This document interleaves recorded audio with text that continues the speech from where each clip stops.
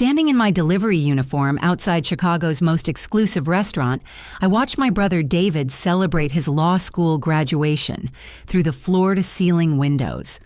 3 years of working 4 jobs, sleeping 3 hours a night, and eating nothing but ramen had led to this moment. I came to congratulate him proud despite my exhaustion. But when I approached his table of prestigious law firm colleagues, I heard words that shattered my heart into pieces. "She's just a delivery girl," David said with disgust. "The ugly college dropout who embarrasses our family." He physically blocked me from his table. What he didn't know was that I had secretly been paying his entire student loan debt for 3 years. The crystal chandeliers of Meridian Restaurant cast golden light across tables, filled with Chicago's legal elite. I stood at the entrance, my delivery uniform still damp from the afternoon rain, watching David laugh with his colleagues at table 12. My hands trembled as I clutched the congratulations card I had written that morning before my 4 a.m. shift at Sunrise Coffee. 3 years ago, when our parents died in that terrible car accident, I made a choice that changed everything. Northwestern University had accepted me into their pre-med program with a partial scholarship. I was 21. David was 19, and suddenly we were alone in the world with nothing but medical debt and funeral expenses. David had just started his freshman year at DePaul Law School on a partial academic scholarship, and I knew that losing our parents would destroy his dreams unless I acted. So I dropped out. I took my tuition money and started paying his loans instead. My morning began at 3:45 a.m. brewing coffee at Sunrise on Michigan Avenue. By 10 a.m., I switched uniforms and delivered lunch orders for Bella Vista Catering. Afternoons meant grocery deliveries for Fresh Cart, and evenings brought Uber Eats runs until midnight. 4 jobs, 7 days a week, sleeping in a studio apartment above Chen's kitchen, where the smell of grease never left my hair. David transformed from the grateful brother who cried in my arms at our parents' funeral into someone I barely recognized. The boy who once thanked me for every sacrifice became a man who acted like I didn't exist. His designer suits replaced the thrift store clothes I used to buy him. His expensive Lincoln Park apartment near campus was a world away from my cramped room above the restaurant. Tonight, watching him gesture animatedly to his table companions, I felt the familiar ache of pride mixed with loneliness. Robert Hammond, senior partner at Morrison Bradley and Associates, sat directly across from David. Sarah Chen, a federal prosecutor, nodded approvingly at whatever story David was telling. Madison Wells, David's girlfriend from a prominent Chicago family, wore a dress that cost more than I earned in 2 months. I smoothed my wrinkled uniform and approached the table. David's face went pale when he saw me. "David," I said softly, "congratulations on graduation. I'm so proud of you."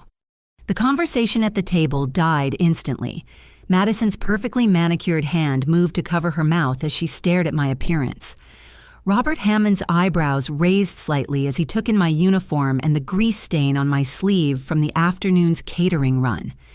David's jaw clenched. "Alice, this isn't a good time." "I just wanted to give you this," I said, extending the card. Inside, I had written about how proud our parents would be, how his hard work had paid off, how much I admired his dedication. "She's just a delivery girl," David said to his table companions, his voice carrying a tone I had never heard before. "My sister, the ugly college dropout who embarrasses our family, she never could handle real responsibility, so she just delivers food." The words hit me like physical blows. Madison giggled behind her hand. Sarah Chen looked uncomfortable but said nothing. Robert Hammond's expression remained unreadable. "David, please," I whispered. "You're embarrassing me in front of my lawyer friends," he continued, his voice growing louder. "Look at yourself, Alice. Look at what you've become. While I was earning my law degree, you've been bringing people their dinner. That's not exactly the genetic lottery winner of the family." Madison leaned forward, her voice dripping with false sympathy. "It's so sad when families have such different levels of potential. David's told us about your situation. Some people are just meant for different things, I guess." My throat closed as I listened to David nod in agreement. Exactly. I earned everything myself through merit scholarships and hard work. Some people make excuses, others make success. The lies came so easily from his mouth. Merit scholarships, hard work, success. As if the $47,000 I had scraped together from my 4 jobs over 3 years meant nothing. As if the nights I worked until 2 a.m., then woke up at 3:45 meant nothing.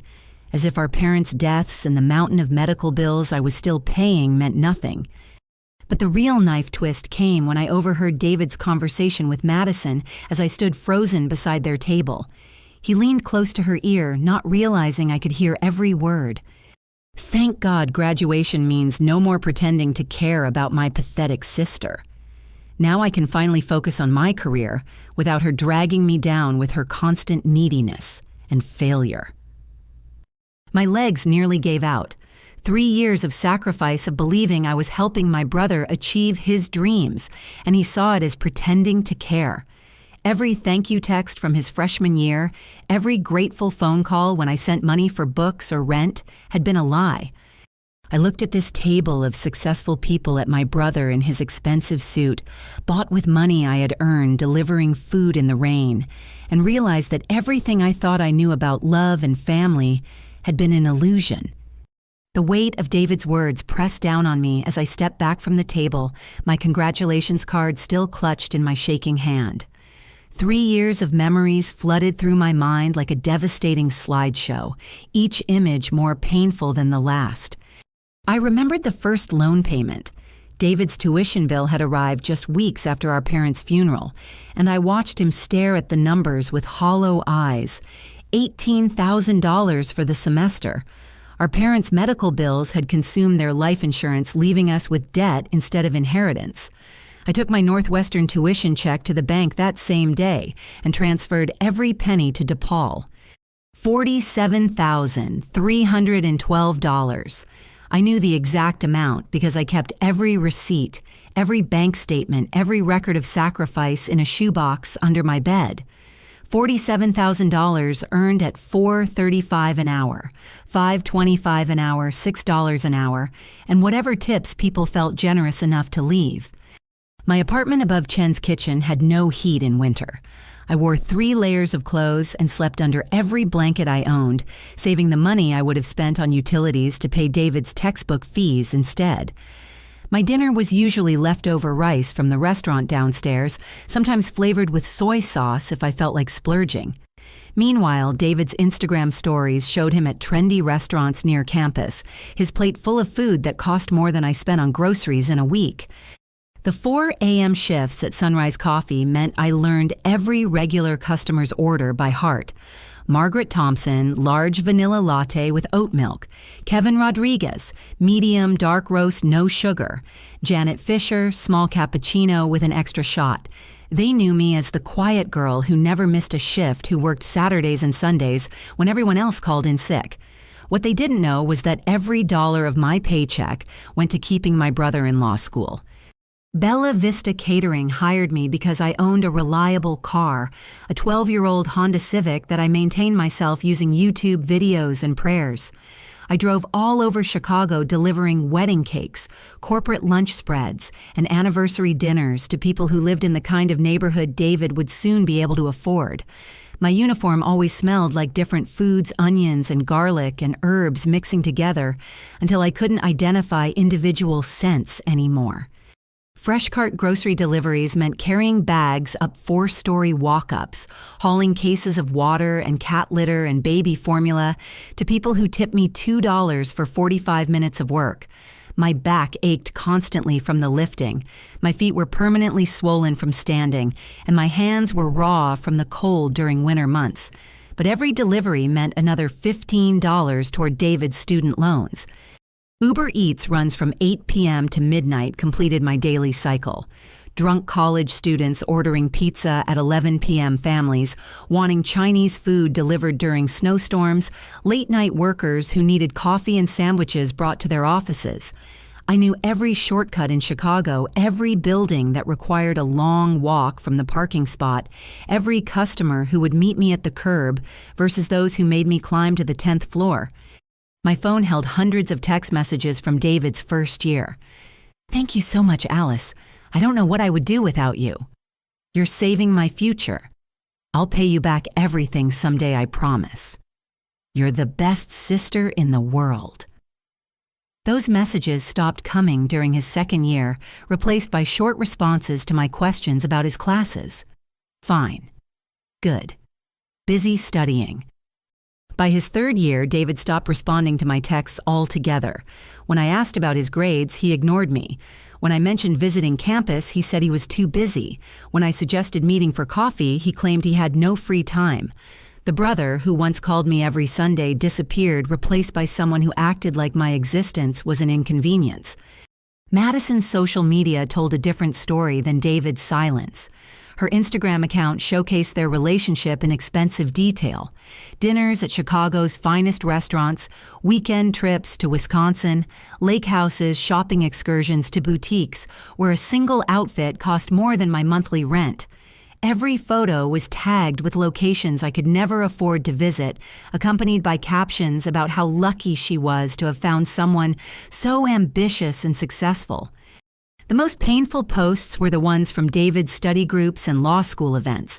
Photos of him laughing with classmates at bars I had delivered food to, images of him at networking events, wearing suits I had unknowingly funded, pictures of him receiving academic awards while I worked my fourth job of the day. He looked genuinely happy in those photos, free from the weight of financial stress because I carried it for him. I had kept every thank you note from his professors, too. Letters acknowledging his tuition payments, emails confirming his loan installments receipts, showing that his account was always current despite his lack of employment. David's academic advisors praised his financial responsibility, not knowing that his unemployed sister was the one ensuring his bills were paid on time. The breaking point came 3 months ago when I found David's text thread with Madison on a phone he had left behind after visiting my apartment to borrow money for books. His messages revealed the truth about how he really saw our relationship. "My sister is so pathetic," he had written. "She actually thinks I'm grateful for her help. Can't she see that I'm destined for bigger things than her little delivery job life?" Another message made my stomach turn. "Madison, you would not believe how my sister lives. It's like she wants to be poor. She could get a real job if she tried, but she chooses to stay in that dump apartment and blame everyone else for her problems." The most devastating text was from just 2 weeks ago. "I can't wait to graduate so I never have to pretend to appreciate Alice again. Once I start at a real law firm, I'm done with the whole grateful little brother act. Some people are meant to serve others, and some people are meant to be served." Standing in Meridian Restaurant watching David laugh with his colleagues while denying my existence, I finally understood that every sacrifice had been invisible to him. Every missed meal, every sleepless night, every aching muscle and raw hand had been meaningless. In his mind, I was exactly what he told his friends, just a delivery girl who had chosen failure over success. But what David didn't know was that his graduation party was about to become the moment when all of my hidden sacrifices would finally come to light. The congratulations card crumpled in my grip as I stepped closer to David's table. The conversations around us continued other graduation parties celebrating their achievements while my world collapsed in slow motion. I had to try one more time to reach the brother I remembered, the one who had cried in my arms when our parents died. "David," I said, my voice steadier than I felt. "Could I speak with you privately for just a minute?" His face flushed red with embarrassment. "Alice, I told you this isn't the time. Can't you see I'm with important people?" Robert Hammond, the senior partner who had been watching our exchange with growing interest, set down his wine glass. His silver hair and expensive suit commanded respect from everyone at the table, and his attention made David sit up straighter. "Actually," I continued, ignoring David's mortified expression, "I wanted to talk about the loan payments, about the money I've been sending for your tuition." David's eyes went wide with panic.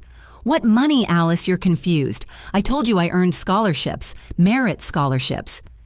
Madison laughed, the sound sharp and cruel. David, your sister seems to be having some kind of episode. Should we call someone? I have the bank records, I said, pulling out my phone.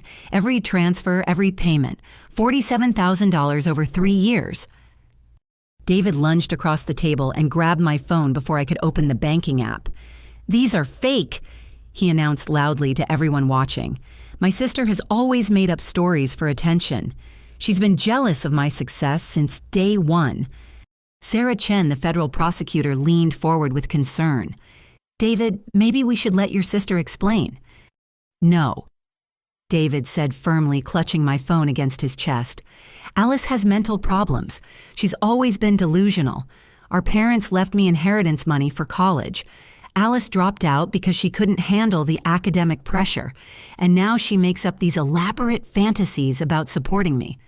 The lies rolled off his tongue so smoothly that for a moment I questioned my own reality. Madison nodded sympathetically, her hand finding David's shoulder in a gesture of support. It's so common in families, Madison said to the table.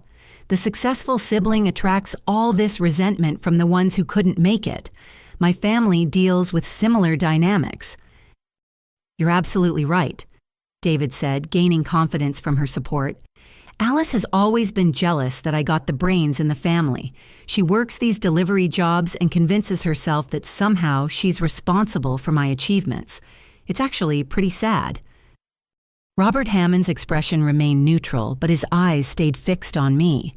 Something in his gaze made me feel like he was seeing through David's performance to something deeper. Give me my phone back, I said quietly. I don't think that's a good idea, David replied. You're clearly having some kind of breakdown, and I don't want you to embarrass yourself further by showing people these doctored screenshots. The word doctored hit me like a slap. 3 years of sacrifice reduced to fake evidence of a mental breakdown. Around the table, David's colleagues exchanged uncomfortable glances. Some looked sympathetic toward me, others seemed convinced by David's explanation. Sir, David called to a passing waiter. Could you please ask the manager to remove this person? She's trespassing and harassing my guests. The waiter hesitated, clearly uncomfortable with the situation. Is there a problem here? Yes, David said firmly. This woman is not invited to our party and she's making disturbing claims and causing a scene. She needs to leave immediately. Madison pulled out her phone and started recording. David, we should document this in case she becomes violent. People with these kinds of delusions can be unpredictable. My cheeks burned with humiliation as other diners began to stare. The manager approached our table, his professional smile masking his irritation at having to handle a disruption during the busy graduation season. Ma'am, the manager said to me, I'm going to have to ask you to leave the restaurant. She's unstable, David explained to the manager. My sister has been stalking me for months, making up stories about giving me money. I think she needs professional help. The manager nodded sympathetically at David, then turned to me with the firm but polite tone reserved for removing unwanted customers. Miss, I need you to exit the premises immediately or I'll have to call security. Robert Hammond cleared his throat, drawing everyone's attention. His voice carried the authority of someone accustomed to being heard in courtrooms and boardrooms. Before anyone leaves, he said slowly, I'd like to ask the young lady her full name. David's confidence wavered slightly. Mr. Hammond, I don't think that's necessary. Alice is just going to feed you more lies. Hammond ignored David and looked directly at me. Your full name, please. My voice came out smaller than I intended. Alice Chen Morrison. The effect was immediate and dramatic. Robert Hammond's eyebrows shot up, his wine glass stopped halfway to his mouth, and his entire posture changed from polite interest to sharp attention. Morrison, he repeated slowly, Alice Morrison. David looked confused by Hammond's reaction. Yes, Morrison is our last name. What's the significance? But Hammond wasn't looking at David anymore. His eyes were fixed on me with an expression I couldn't read, something between recognition and amazement. The other lawyers at the table sensed the shift in atmosphere, their conversations dying as they waited for Hammond to explain his sudden change in demeanor. Gentlemen, ladies, Hammond said, his voice cutting through the restaurant noise. I believe we've made a terrible mistake this evening." David's face went pale. Madison stopped recording her phone, lowering as confusion replaced her earlier smugness. The manager stepped back, sensing that the situation was about to change in ways he didn't understand. And I stood there in my stained delivery uniform, wondering how Robert Hammond knew my name when I had never met him before in my life. Robert Hammond set his wine glass down with deliberate precision, the kind of careful movement that preceded important announcements in courtrooms across Chicago. The entire table fell silent as he stood up, his tall frame commanding attention from everyone in our section of the restaurant. "Alice Morrison," he said again, as if testing the name. "Would you mind stepping outside with me for a moment? I believe there's been a significant misunderstanding here." David's confusion turned to panic. "Mr. Hammond, I can explain everything about my sister's condition. She's been having these episodes for months." David Hammond said without looking at him, "I suggest you remain quiet for the next few minutes." The authority in his voice silenced David immediately. Madison reached for David's hand, her earlier confidence cracking as she sensed the shift in power dynamics. Sarah Chen and the other lawyers watched with the intensity of people who recognized when a situation was about to change dramatically. Outside Meridian Restaurant, the evening air felt cool against my flushed cheeks. Hammond guided me to a quieter spot away from the entrance, where the sounds of traffic and conversation faded into background noise. "Alice," he began, his tone completely different from the formal voice he used inside. "I need to ask you some questions, and I need you to be completely honest with me." I nodded, still clutching the crumpled congratulations card. "You said you've been paying your brother's student loans for 3 years. Can you tell me more about that?" The words tumbled out of me like water through a broken dam.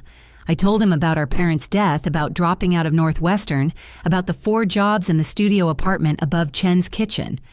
I explained about the $47,000, about David's transformation from grateful brother to stranger, about the lies he told his friends, about merit scholarships and inheritance money. Hammond listened without interruption, his expression growing more serious with each detail. When I finished, he was quiet for a long moment, studying my face as if searching for something. "Alice," he said finally, "what do you know about Morrison, Bradley and Associates?" "Your law firm?" I asked, confused by the change of topic. David mentioned it's one of Chicago's most prestigious firms. He applied for an internship there. Hammond's eyes widened slightly. "You don't know, do you know what?" Morrison, Bradley and Associates was founded by 3 partners in 1987. Robert Hammond, that's me, Thomas Bradley, who retired last year, and Patricia Morrison. The name hit me like lightning. Morrison, like my last name. Not like your last name, Alice. Patricia Morrison was your mother. The world tilted sideways.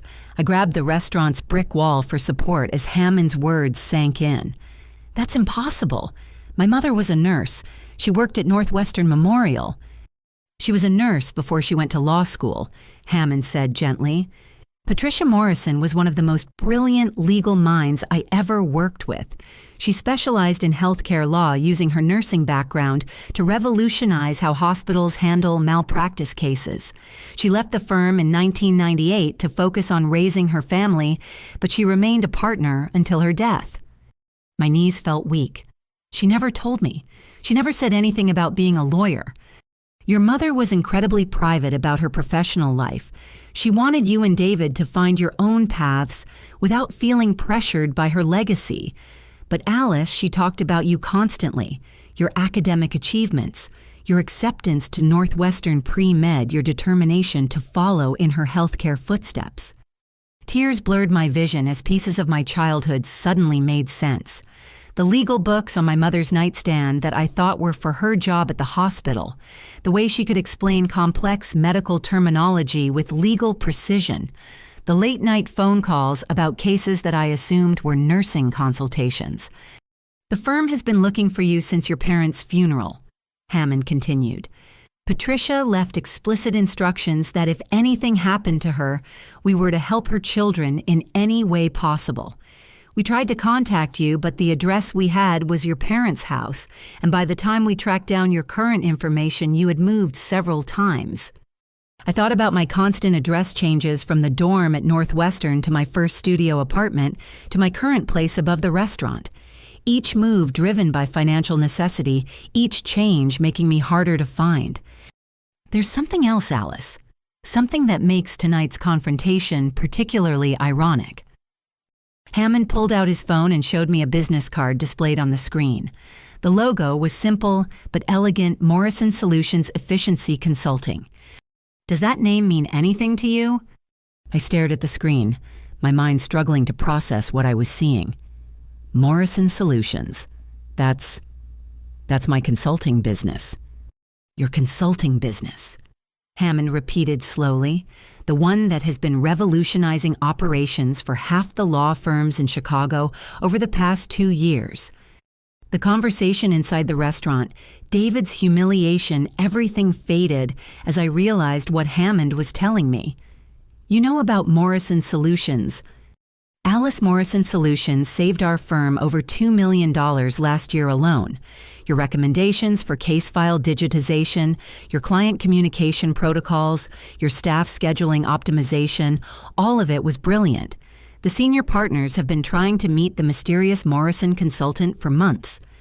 I had started Morrison Solutions 18 months ago, using my maiden name and operating entirely through email and phone consultations.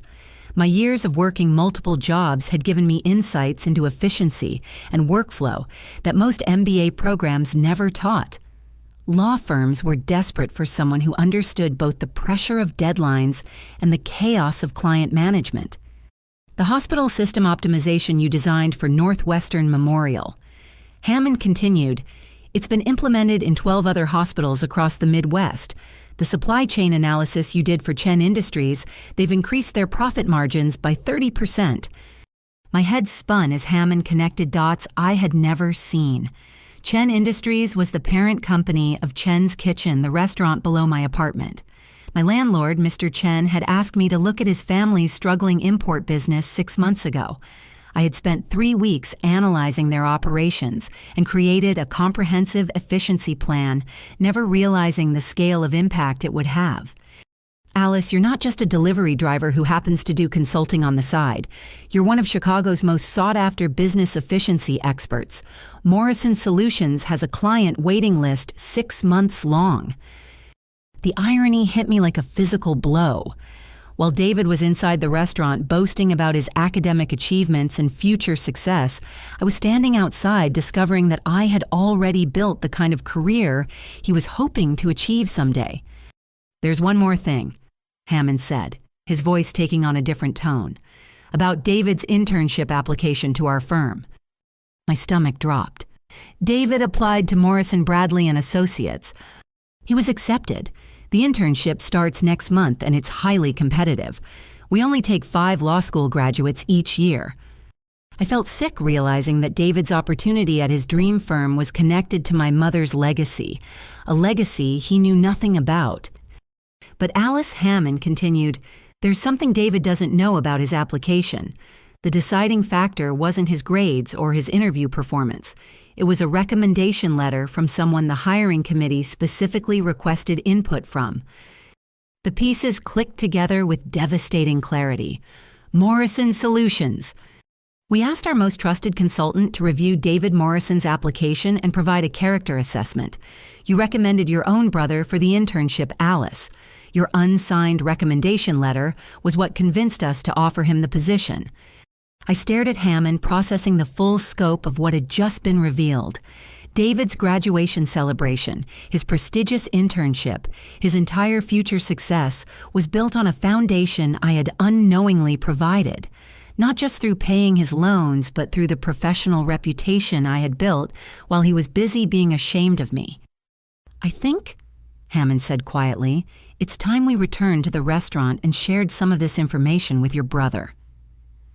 As we walked back toward the entrance, I realized that the tables were about to turn in ways that David could never have anticipated. The restaurant's warmth hit us as we returned to the dining area, but the atmosphere at David's table had grown noticeably tense during our absence. Madison kept checking her phone nervously, while David stared at the entrance, like a man waiting for either salvation or execution. Sarah Chen and the other lawyers had resumed their conversations, but their attention kept drifting back to our empty seats. Hammond placed his hand gently on my shoulder as we approached the table. "Ladies and gentlemen," he announced, his voice carrying the commanding presence that had made him one of Chicago's most respected senior partners. "I'd like to reintroduce Alice Morrison." David's face showed confusion mixed with growing dread. "Mr. Hammond, I already told you about my sister's mental health issues. Whatever she told you outside was probably more of her fantasy stories." "Actually, David," Hammond replied, settling back into his chair and gesturing for me to take the empty seat beside him. "Alice and I have just had one of the most enlightening conversations of my professional career." Madison leaned forward, her voice dripping with false concern. "Is Alice getting the help she needs? It must be so difficult for you, David, dealing with a family member who has these kinds of delusions." Hammond's laugh was sharp and humorless. "The only delusion at this table seems to be about Alice's actual identity and accomplishments." He turned to address the entire group, his tone shifting into the authoritative voice he used when addressing juries. "For the past 18 months, Morrison Bradley and Associates has worked with Chicago's most innovative business consultant.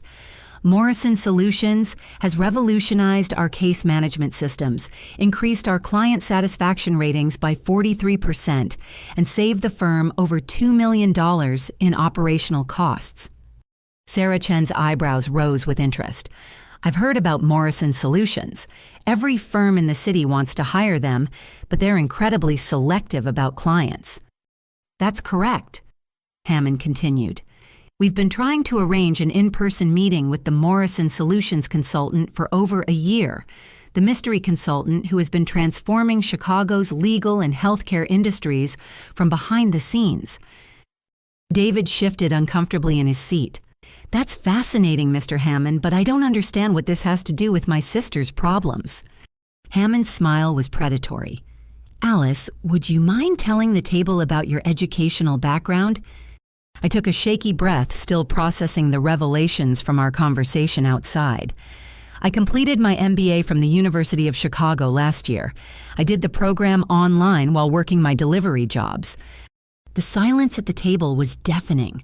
Madison's mouth fell open while David stared at me as if I had just spoken in a foreign language. "An MBA from University of Chicago," repeated Dr. James Walsh, another lawyer at the table, who had been quiet until now. "That's one of the top business programs in the country." "Alice graduated summa cum laude," Hammond added. "Her thesis on supply chain optimization in service industries has been cited in over 50 academic papers." David's voice came out as a whisper. "That's impossible. Alice dropped out of college. She works delivery jobs because she couldn't handle real academics." "Your sister, Hammond," continued relentlessly, "has been running Morrison Solutions while working those delivery jobs. The delivery work wasn't her career, David. It was market research." My voice found strength as I began to explain. I needed to understand workflow patterns in different industries. Coffee shops taught me about peak hour optimization. Catering showed me event logistics and timing coordination.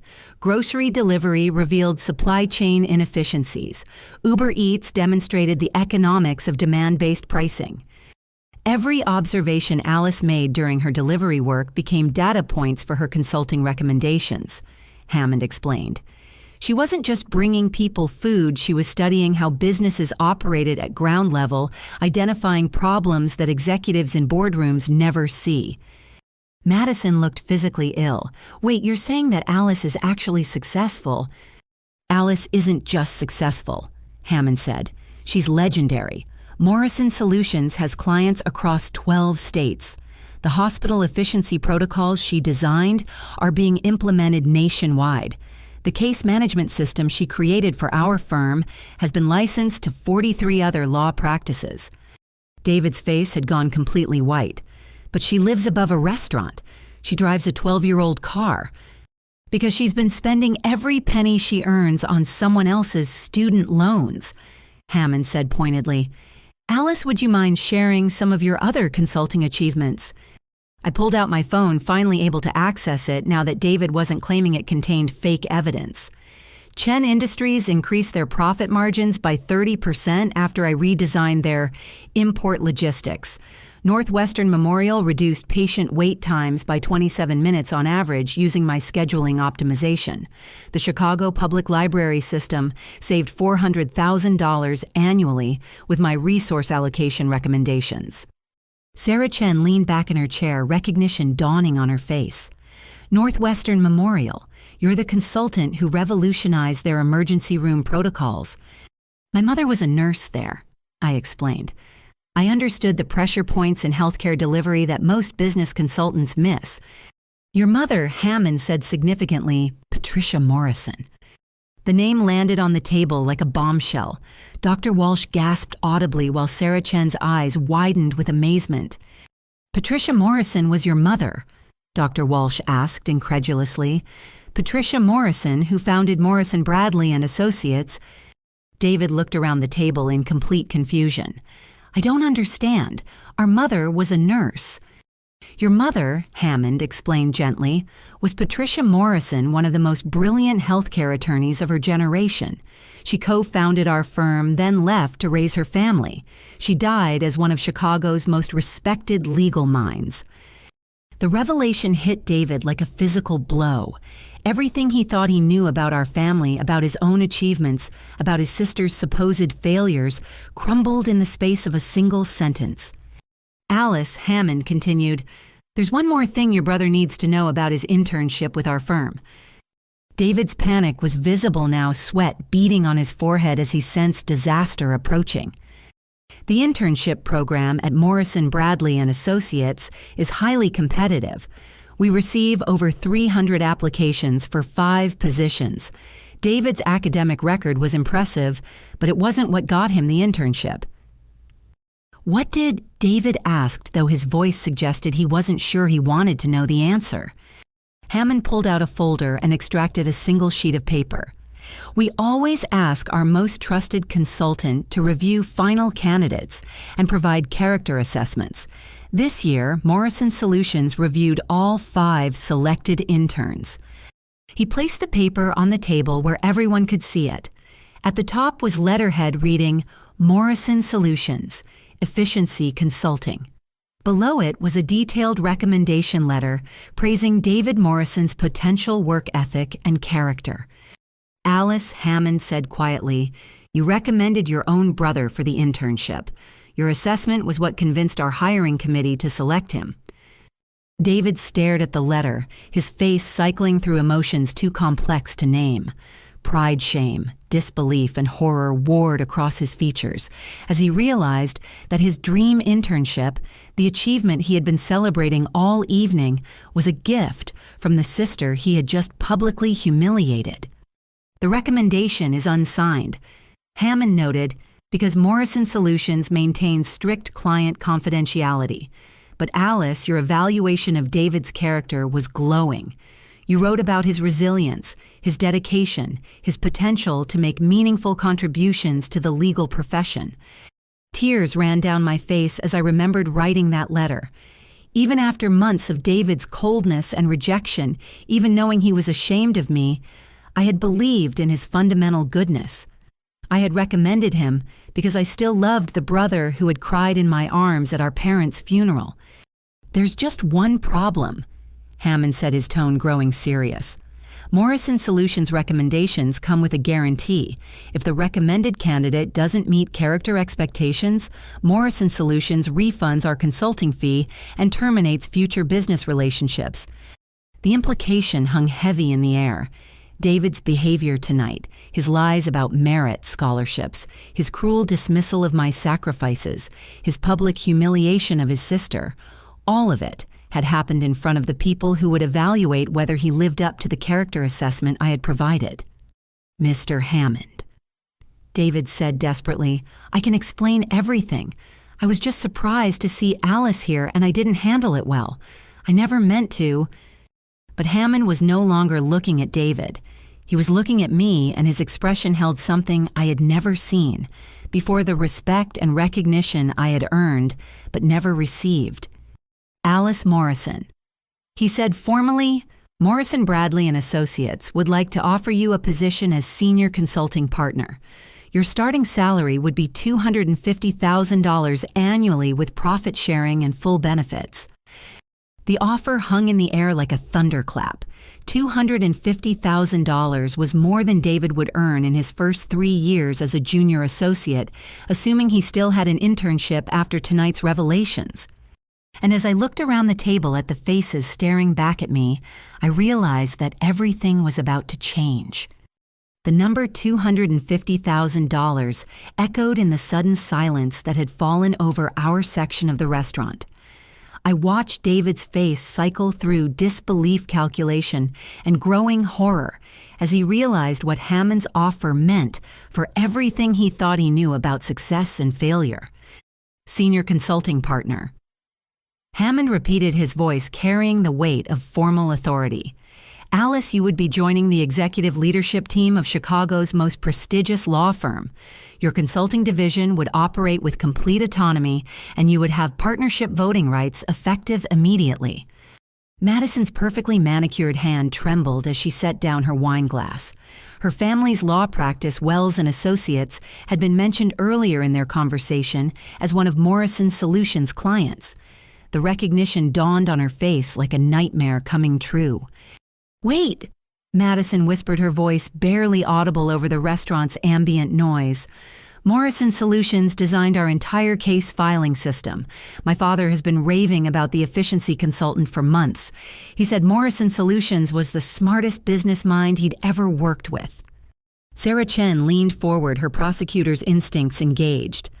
"Alice, you're the consultant who redesigned the evidence management protocols for the state's attorney's office." I nodded, still struggling to process the sudden shift in how these people were looking at me. The previous system was creating delays in processing times that were affecting case outcomes. I analyzed workflow patterns for 6 weeks and identified 12 critical bottlenecks. 12 bottlenecks that had been slowing down justice for 5 years, Sarah said with amazement. Your recommendations helped us clear a backlog of 800 cases. The state's attorney called it the most significant operational improvement in the office's history. Dr. Walsh pulled out his phone and began scrolling frantically. Morrison Solutions. I knew that name was familiar. You optimized the law library research protocols at Northwestern University. My daughter is a law student there, and she said the new system reduced research time by 60%. Your daughter, Jennifer. I said, remembering the project. She was one of the student researchers I interviewed to understand how law students actually use library resources. Her insights were invaluable for designing the new catalog system. David sat frozen in his chair, watching his colleagues discover that his pathetic delivery driver sister had been influencing their professional lives in ways he never could have imagined. The internship, he was celebrating the law firm. He was joining the legal community. He was entering. All of it had been shaped by my work. This is impossible, David said, his voice cracking with desperation. Alice lives above a Chinese restaurant. She doesn't have money for business cards, let alone running a consulting company. Hammond's expression grew cold as he addressed David directly.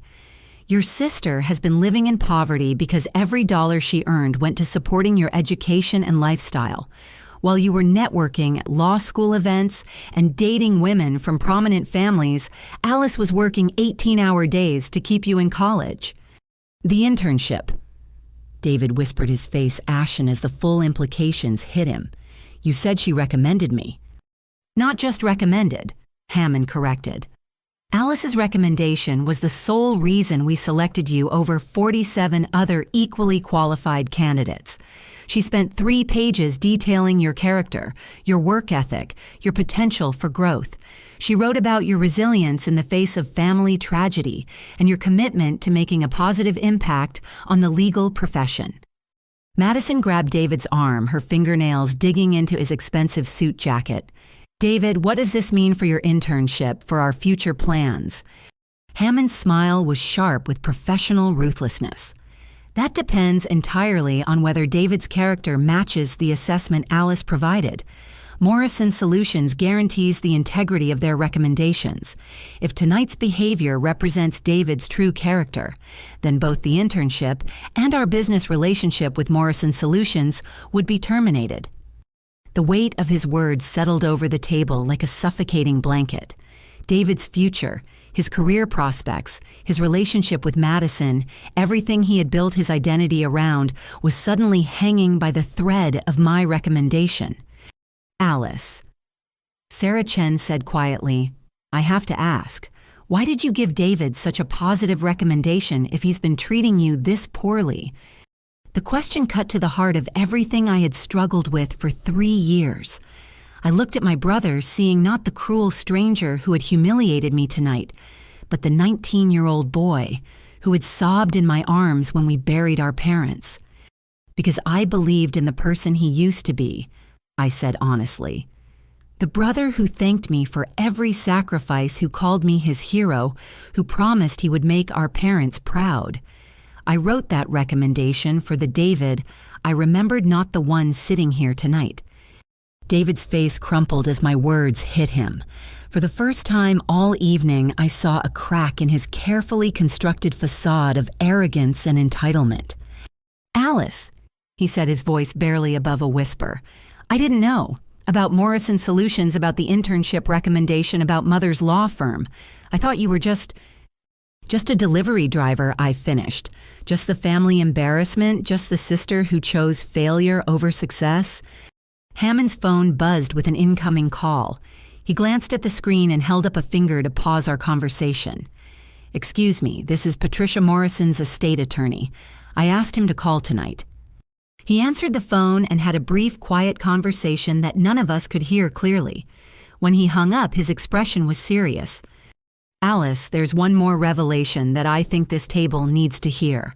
Your mother's will included provisions for both of her children, but the executor was instructed to wait until you both reached 25 years of age before revealing the inheritance details." My 25th birthday had been 3 months ago, marked only by a double shift at Sunrise Coffee and David forgetting to call. Patricia Morrison left each of her children a trust fund containing her shares of Morrison Bradley and Associates. "Alice, your inheritance is worth approximately $1.2 million. It's been earning dividends for 3 years, waiting for you to claim it." The restaurant seemed to tilt sideways. $1.2 million. More money than I had ever imagined having sitting in an account somewhere, while I worked 4 jobs and lived on ramen noodles. David Hammond continued, "Your inheritance is identical, $1.2 million plus your mother's personal effects and her law library." David stared at Hammond with the expression of a man watching his entire worldview collapse. "But the medical bills from their deaths, the debt. Alice said there was nothing left." "The medical bills were paid by your mother's life insurance policy," Hammond explained. "The debt Alice has been carrying was credit card bills your parents accumulated during their final months, trying to maintain normalcy for you both during your mother's illness. Those debts were never your responsibility." I felt physically sick as the truth settled over me. 3 years of poverty, of sacrifice, of believing I was saving David from financial ruin, and there had been money available all along. Money our mother had set aside specifically to ensure we could both build successful lives. "Alice didn't need to drop out of college," Hammond continued relentlessly. "She didn't need to work 4 jobs or pay your student loans. She chose to do it because she didn't know the inheritance existed, and she was determined to honor what she thought your parents would have wanted." Madison released David's arm and stood up abruptly, her chair scraping against the floor. "I need some air," she announced, though everyone at the table understood she was fleeing a situation that no longer offered her the social advantages she had expected from dating David Morrison. David watched her leave, then turned back to me with tears in his eyes. "Alice, I'm so sorry. I didn't know about any of this, about Morrison Solutions, about the inheritance, about how successful you are. I thought I was protecting myself from being associated with someone who had given up on life." "You thought wrong," I said quietly, "about everything."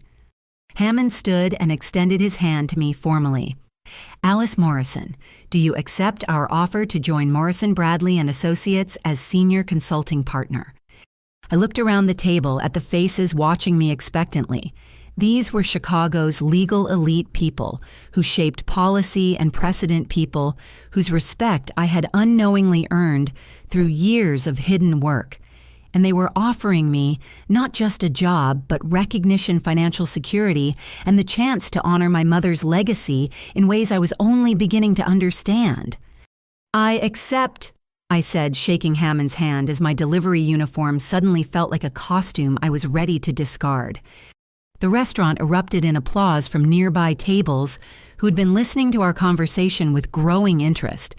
But David sat silent, staring at his hands, finally understanding the full scope of what his cruelty had nearly cost both of us. 3 months later, I stood in the corner office of Morrison Bradley and Associates, looking out at Lake Michigan through floor-to-ceiling windows that stretched 12 feet high. The morning sun cast golden reflections across the water, and I could see sailboats dotting the horizon like tiny white triangles against the blue. My nameplate on the mahogany desk read, Alice Morrison, Senior Consulting Partner. And the weight of those words still surprised me every time I saw them. Morrison Solutions had moved from my cramped studio apartment above Chen's kitchen to a suite of offices on the 40th floor of the same building that housed my mother's law firm. The irony wasn't lost on me that I was now working in the same building where Patricia Morrison had once practiced law, carrying forward her legacy in ways she could never have anticipated. The transformation hadn't happened overnight. David's internship had hung in the balance for 2 weeks after the graduation dinner with Hammond and the other partners debating whether his character matched my recommendation. In the end, I made the decision that surprised everyone, including myself. Give him the internship, I had told Hammond during our first official meeting as colleagues, but with conditions. Those conditions had reshaped David's understanding of accountability in ways that law school never could. He worked directly under my supervision for his first month learning about the business operations that made law firms function. He spent his evenings volunteering at legal aid clinics, providing services to people who couldn't afford private attorneys.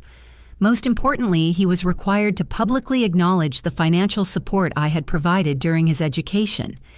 David's social media apology had been genuine and comprehensive, detailing not just his debt to me, but his misunderstanding of success and family loyalty.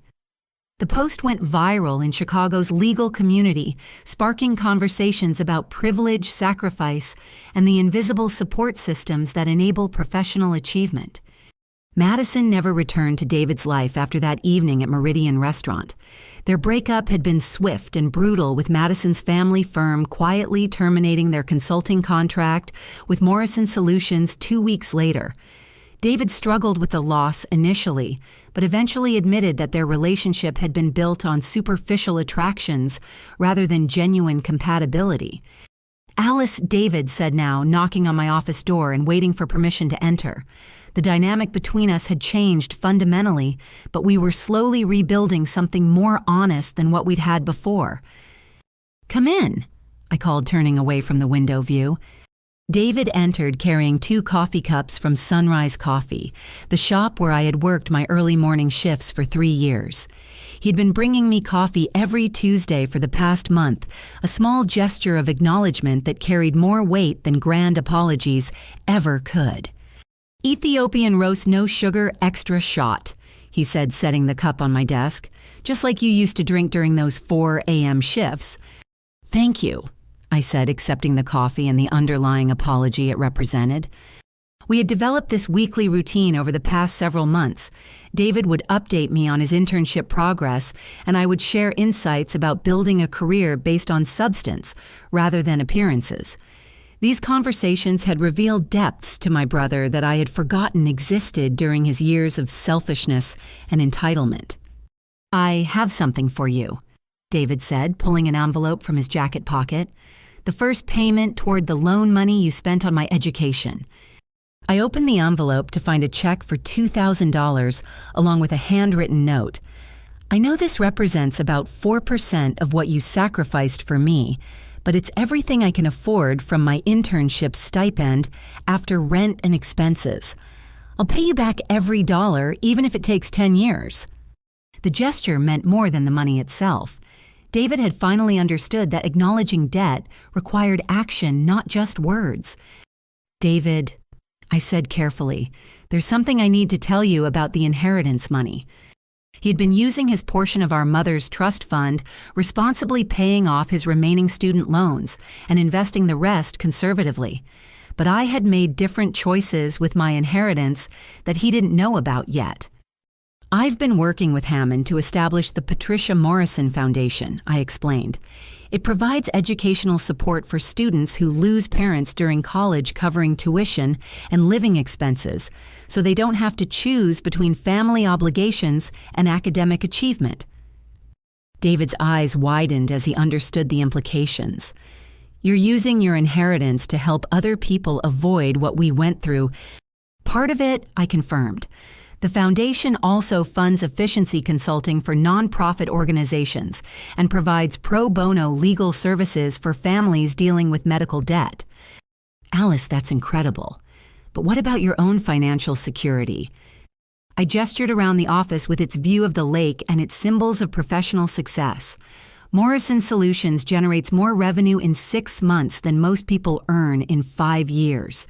The consulting partnership provides everything I need and more. Using Mother's money to help others feels like the right way to honor her memory."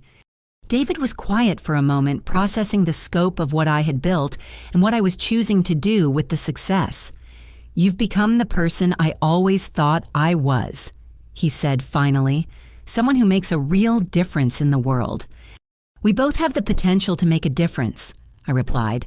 "The question is whether we choose to use our advantages to lift others up or to build walls that keep them out."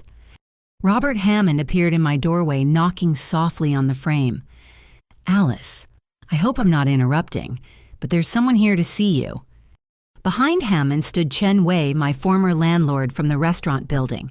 He wore a simple suit and carried a manila envelope, his usual quiet dignity intact, despite the intimidating surroundings of Chicago's premier law firm. "Mr. Chen," I said, standing up to greet him properly, "what brings you here?" "Miss Alice," he said in his careful English, "I come to thank you one more time for helping my family business, but also I have something for you." He opened the envelope and withdrew a set of keys. "The apartment above my restaurant, it belongs to you now. No rent, no payment. It is gift for kindness you showed to old man who needed help." I stared at the keys, remembering the cramped studio with no heat, the smell of cooking oil that permeated everything, the sirens and traffic noise that made sleep difficult, but also remembering the safety it had provided during my hardest years, the sense of belonging in a community that had accepted me without judgment. "Mr. Chen, I can't accept this. The apartment is valuable property." "You make my family rich with your business advice," he said firmly. "Chen Industries now successful because of Morrison Solutions recommendations. My grandchildren have money for college because you saw problems we could not see. Apartment is small. Thank you for big help." David watched this exchange with growing understanding of how I had built relationships based on mutual respect rather than exploitation. The contrast with his own approach to networking and advancement was stark and humbling. "Miss Alice," Mr. Chen continued, "you always treat everyone with respect. Delivery drivers, restaurant workers, old immigrant businessmen, everyone same to you. This is a rare thing in successful person." After Mr. Chen left, David and I sat in comfortable silence for several minutes. Through the windows, I could see the bustling streets of downtown Chicago, filled with people pursuing their own versions of success and meaning. "I have one more confession," David said eventually. "During my second year of law school, I was ashamed to introduce you to my friends, not because you were a delivery driver, but because you made me feel inferior. Even working multiple jobs, even living in poverty, you were more genuinely successful than I was. Your integrity, your work ethic, your kindness to everyone you met, it highlighted everything I wasn't." The admission hung between us like a bridge across 3 years of misunderstanding and pain. David, I said, success isn't a competition between siblings. Our parents raised us to support each other, not to tear each other down out of insecurity. I know that now, he replied. Watching you build Morrison Solutions while I was focused on appearances and status, it taught me that real achievement comes from adding value to other people's lives, not from collecting impressive titles. A soft knock interrupted our conversation. Sarah Chen, the federal prosecutor from graduation night, stood in the doorway with a warm smile. Alice, I hope you don't mind the unannounced visit. I wanted to personally thank you for the legal research optimization protocols you designed for our office. We've reduced case preparation time by 40%, which means we can serve justice more efficiently. I'm glad the system is working well, I replied. Efficiency in legal proceedings affects real people's lives, so improving those processes feels meaningful. Sarah's presence reminded me of how that terrible evening at Meridian Restaurant had ultimately led to recognition and respect from Chicago's legal community. The humiliation David had intended to inflict on me had instead revealed achievements he never knew existed. Actually, Sarah continued, I have a request. The Attorney General's office is launching a statewide initiative to modernize court systems across Illinois. They need a consulting firm with your expertise to lead the project. The contract would be worth approximately $800,000 over 2 years.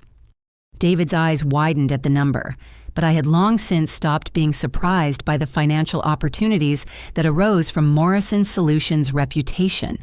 The money was gratifying, but the chance to improve justice delivery for citizens across the state was what made the project truly appealing. I'll have my team send you a proposal by Friday, I told Sarah. This kind of systemic improvement is exactly what Morrison Solutions was created to accomplish. After Sarah left, David shook his head in amazement. $800,000 for a consulting contract. Alice, you've built something extraordinary here. We've both learned important lessons, I replied. You've learned that character matters more than appearances. I've learned that hiding your achievements doesn't serve anyone. As the afternoon sunlight shifted across my office, I reflected on the journey from that humiliating graduation dinner to this moment of professional recognition and family reconciliation. The path hadn't been straightforward, but every difficulty had taught valuable lessons about resilience, integrity, and the difference between success and accomplishment. David, I said, there's something I want you to remember as you begin your legal career. He leaned forward, ready to listen in a way that reminded me of the grateful brother from 3 years ago. The people you meet while you're climbing towards success will be the same people you meet on your way down if you fail. Treat everyone with respect, not because of what they can do for you, but because respect is what every person deserves. The delivery driver, the restaurant worker, the cleaning staff, the junior associate, they all have dignity and worth that isn't measured by their job title. You mean like how you treated Mr. Chen and his family with respect, and it led to business opportunities you never expected? Exactly. Kindness isn't a strategy, David. It's a character choice. But people remember genuine kindness, and they want to work with people who treat others well. Hammond appeared in the doorway again, this time carrying a bottle of champagne and wearing the satisfied expression of someone with good news to share. Alice, David, I hope you have a few minutes. I just received confirmation that Morrison Solutions has been selected as the primary efficiency consultant for the American Bar Association's National Modernization Initiative. The contract spans 5 years and covers law firms in 38 states. The magnitude of the opportunity was staggering. Morrison Solutions would go from a regional consulting firm to a national leader in legal industry optimization.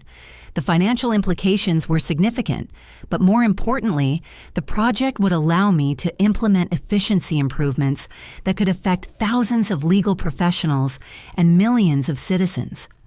Congratulations, Alice, David said, and I could hear genuine pride in his voice. You've built something that's going to change the entire legal profession. As I looked around my office filled with the evidence of professional success, I never could have imagined.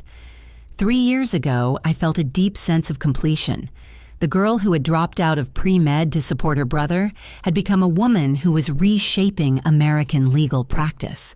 The delivery driver who had been humiliated at a graduation party had earned the respect of the most prestigious law firm in Chicago. Most importantly, the sister who had sacrificed everything for family had finally received recognition not just for her achievements, but for her character. "There's one more thing," I said to David as the afternoon drew to a close. "I want you to know that despite everything that happened, I'm proud of who you're becoming. The brother who apologizes genuinely, who works to repair relationships, who acknowledges his mistakes and grows from them, that's the David I always believed was there underneath the pride and insecurity." David's eyes filled with tears as he reached across my desk to squeeze my hand. "Thank you, Alice. For the loans, for the recommendation, for the forgiveness, but mostly for never giving up on the possibility that I could become better than I was." As I watched the sunset paint Lake Michigan in shades of gold and crimson, I realized that justice had indeed been served. Not through revenge or punishment, but through truth, recognition, and the restoration of dignity that had been denied for too long. The Morrison family legacy lived on not in the law firm our mother had co-founded, but in the values she had instilled in her children integrity service to others, and the understanding that true success is measured by how we lift each other up. Have you ever had to choose between your own dreams and supporting someone you love? Sometimes, the greatest victories come not from the moment when others finally see your worth, but from the quiet strength you discover while building a life of purpose and meaning. I'd love to hear about the times when your hidden sacrifices led to unexpected recognition, or when family challenges taught you lessons about character and resilience. Thank you for sharing this journey with me, and I hope Alice's story reminds you that your own hidden efforts and quiet achievements matter more than you might realize. May your kindness be returned to you multiplied, and may you find the courage to let your own light shine bright enough for the world to see.